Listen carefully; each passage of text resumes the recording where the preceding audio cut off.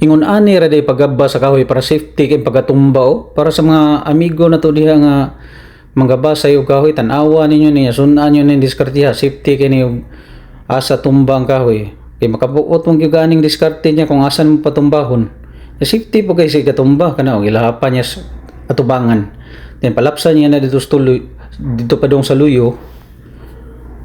Kaduhaon na niya lahap niya napita. Safety kaniyang pagi. So tips na ni sa atong mga amigo di manggabasay no. Padong subos pa. Tanawa tiwasan ng video di ba nindot kay pagka cut niya safety kayo kay mulakra man gid siya. Mulakra nang sa tunga. Then katan niya diha. Katan bagamay diha iduso. Pa. Dawa na hapit na. Gunaan na lagamay sa luyo. Idoot na lagamay.